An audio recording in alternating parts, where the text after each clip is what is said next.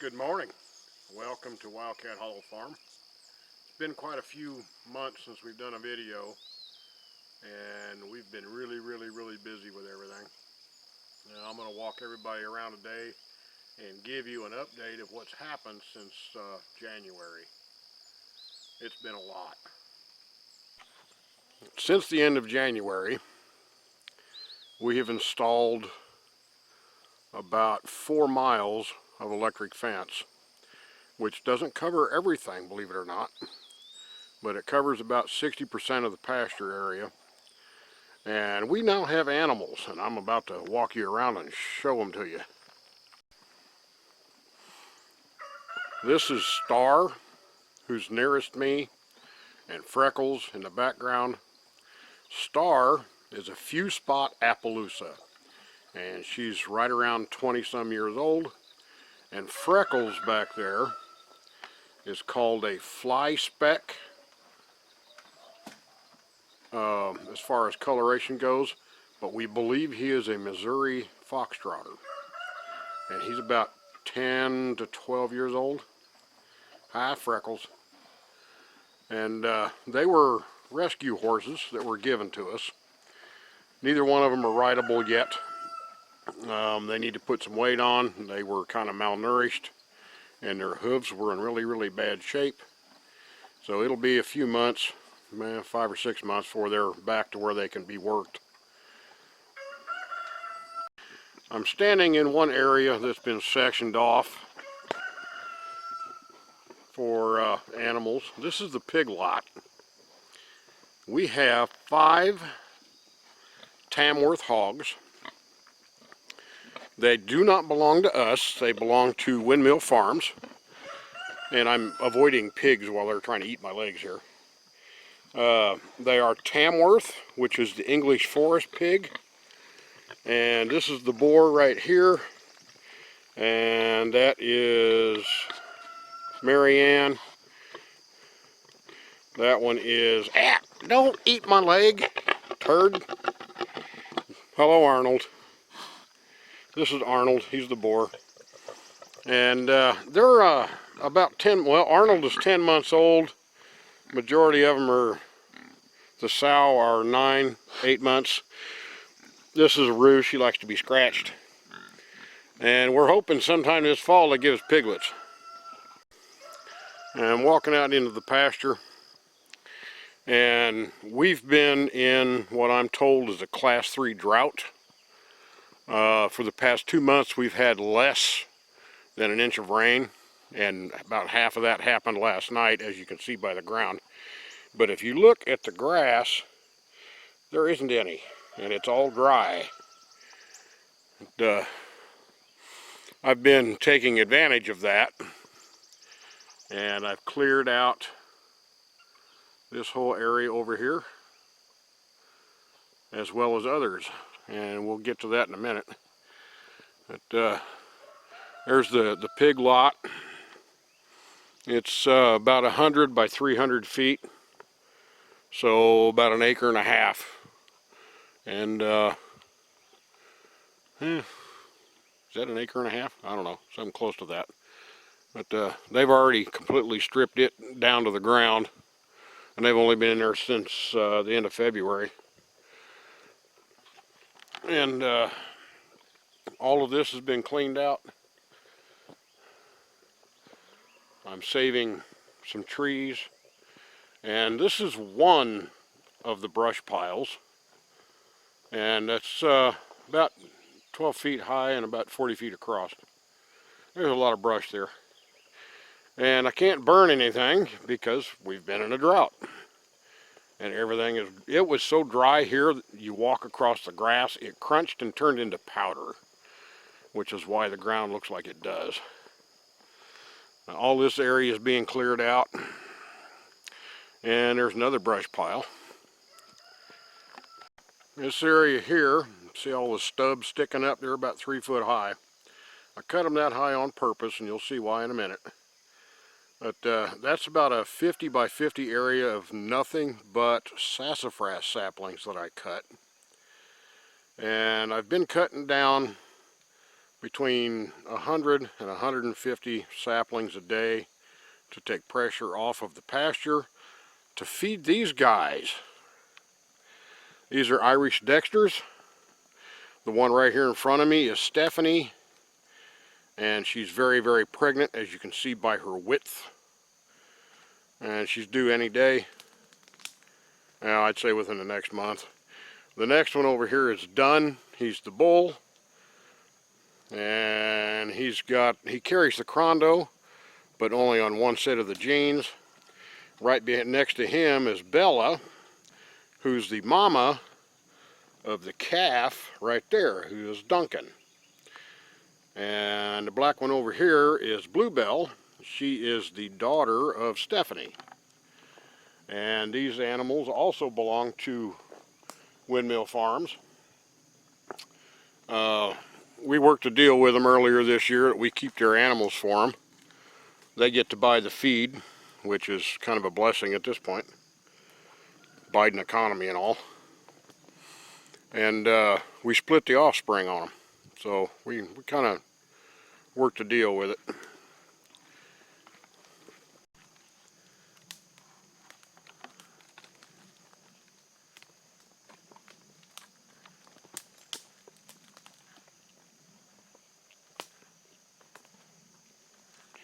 This is the mama and the baby, Bella and Duncan.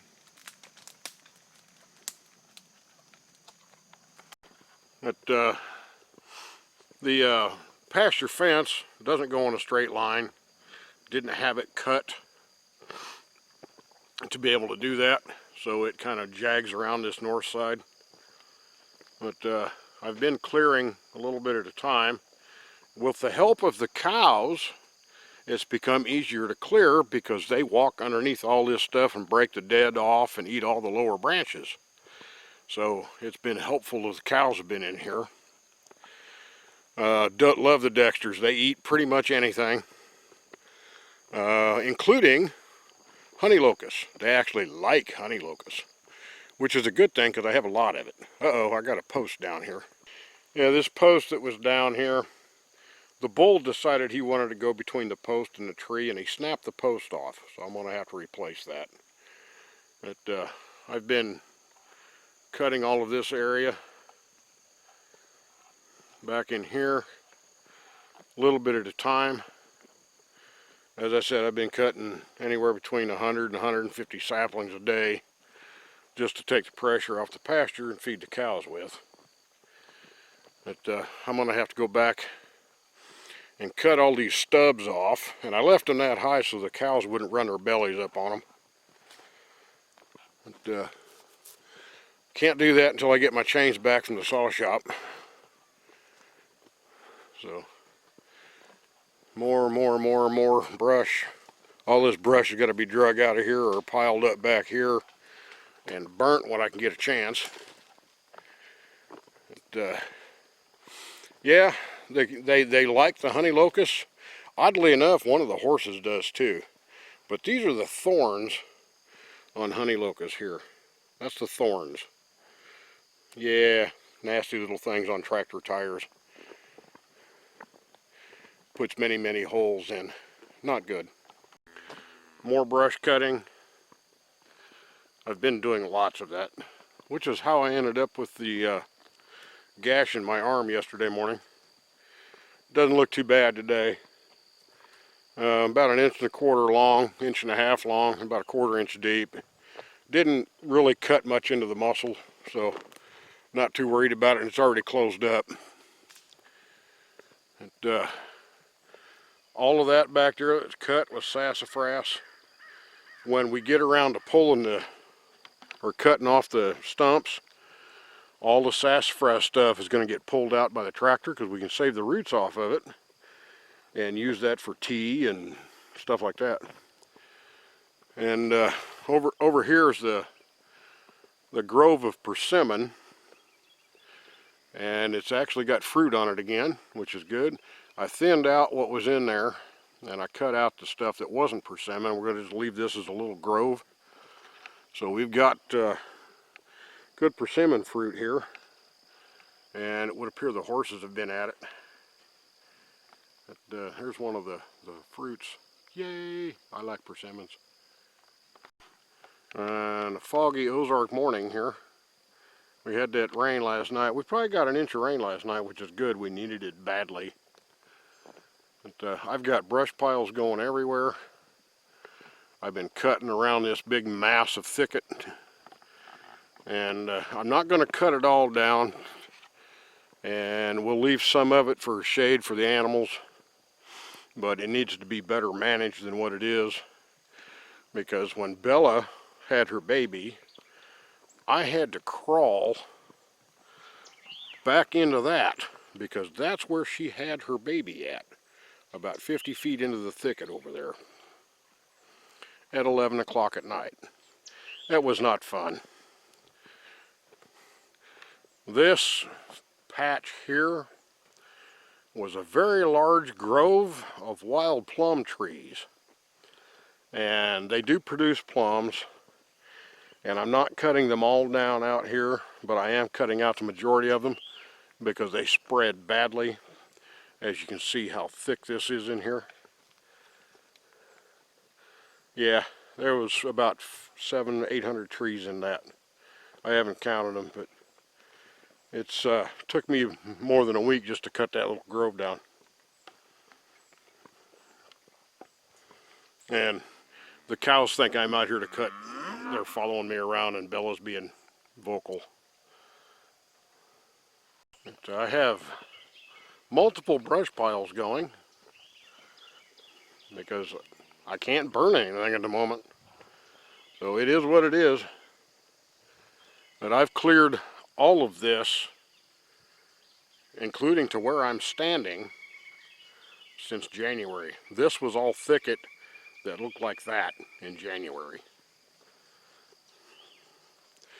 Yeah, we've done a little bit of work out here. It's easier to pull the stumps and stuff out if there's two people doing it, because getting up and down off the tractor and doing things like that's a pain in the butt. So Peter gets to run the tractor and I get to whip the chain. But yeah, another brush pile. That one's about 50 foot across, only about 8 foot high though. I've still got to add more to it. But all this stuff out here, I've cleared most of this, except for a few stumps left. These are honey locust stumps, to show you how hard these things are to kill. They're growing back. And that's normal, plants do that. But I'm leaving them now because the cows like them. So they're getting eaten. But that's part of what we've done since January. And we've put, yeah, I said 4 miles of fencing, which I've got the T-posts stretched out farther than what I'm supposed to have. I got them at 30 feet, but that's because I don't have enough posts yet. But we have about 6 acres in fence, and once we get it all done, there'll be 12 or 12 plus down here. And we have our south pasture over there through the trees on the other side of the drive. That's about 2 acres. And we had to take the horses off of it because it was just bare nothing. We had the horses down at the neighbors, and we brought them back up here because we had to start feeding them hay, because even the neighbor's grass is just as bad. It's crunchy and dry and powders when you walk on it. And we didn't want the horses tearing up the neighbor's pasture, so. But yeah, that's what we've done so far. The one standing here in the corner staring at me, the pig, is Ginger. She's the joker out of the bunch, my little buddy. I was putting in one of the electric lines on the bottom a while back, and I was sitting on a bucket. And I felt something nibbling at the back of my shirt, and I swung my hand back there, and it was Ginger, and she jumped away and started onk, onk, onk, onk, onk, onk, onk, onk, like it was a big joke. About 5 minutes later, I had a nose stuck in the crack of my butt, and she automatically jumped back and started honking again. So she's the joker of the bunch. Got part of the animal shelter built here. I ran out of 2x6 12s for roof joists or roof rafters, but it's all reclaimed. I used honey locust posts, and all of the wood up there has either come out of one of the old buildings or it came out of the old deck that is no longer there, which is one more step progress toward redoing the house. And you can see the two big white spots as soon as I stop walking here. See the two big white spots. That's Magni and Modi. They are brothers from the same litter. They are 10-month-old Great Pyrenees. Also a new addition to the farm. The boys are bored. I'm not out in the pasture with them. I made them stay here. And we got the garden this year. Not had any problem with groundhogs, but we have had rabbits, which is just as bad. Onions did pretty well. The potatoes ended up getting curly top off the Amish paste tomatoes and didn't produce what they should have produced, so I planned a second run, as you can see by the hills, and nothing has come up yet. This patch here is a different run of potatoes. They got hit by curly top too, but they're actually growing back new leaves, and it's the same type of potatoes as those. We got some tomatoes that are doing well. The Cherokee Purples, as always, in my opinion, are the best tomato on the planet. They are ugly, which is why they're not commercially viable, but they have the best flavor of any tomato ever. And cantaloupe doing well. This is where the Amish paste were at. She stripped them out of the garden because they weren't producing and they were dying anyway. We've had a lot of broccoli this year, which is kind of unusual. Cabbages didn't do so well. We got a lot of dry rot in it because of the heat. And it's been hot. It's been really hot. We got squash and pumpkins coming up. This is popcorn, I believe. It's one of Petra's things.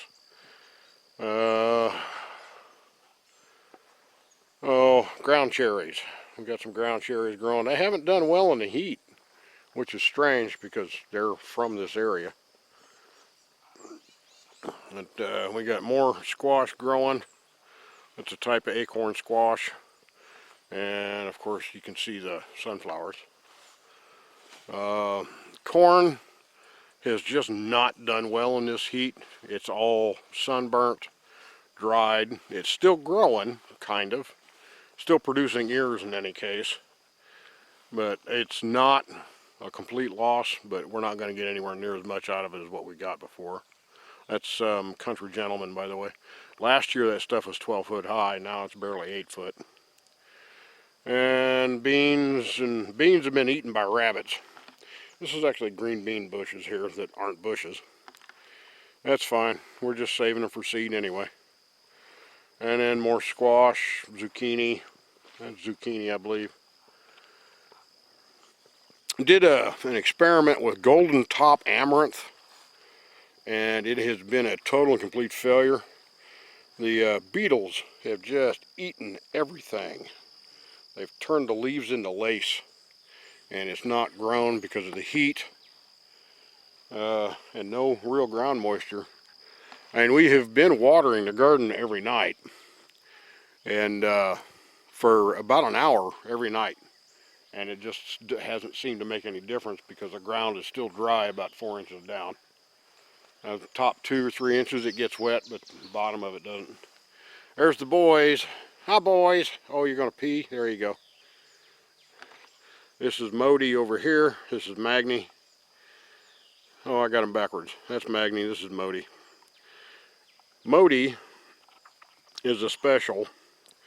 He was born with a very severe overbite. And because of that overbite, he couldn't nurse right, so he was malnourished when he got here. Nobody's fault, that's just the way it was. But he is now has more mass than his brother, which is good. He caught up and then surpassed him. That's Magni right there. But, they are 10 months old. But as I said, we tore the old deck down. Actually, we didn't tear it down, we deconstructed it. That way the good parts could be used, which they have been. And the posts from it are sitting over there by the tractor, and those will eventually be the upright post for the barn that's going to go right there on the concrete where the posts are sitting. But that's also a future project until I can get some more reclaimed wood to do it with. You know you have puppies when your front yard looks like a boneyard. They've been collecting bones from various places all over the farm, and they're all now laying in the front yard. Now there's a quick update. I'm leaning over petting a dog. There's a quick update of what's going on here on the farm. I probably missed a bunch of stuff. I forgot to show you the geese that we've got. We got 3 geese courtesy of Gabriel and Debbie. Live about an hour away from here. They had the geese, and geese weren't safe around children because the male's kind of nasty tempered. But they do well out here. But it's been a whirlwind since January, and it's not stopping at any time. So there you go, from Wildcat Hollow Farm. I'm Mike.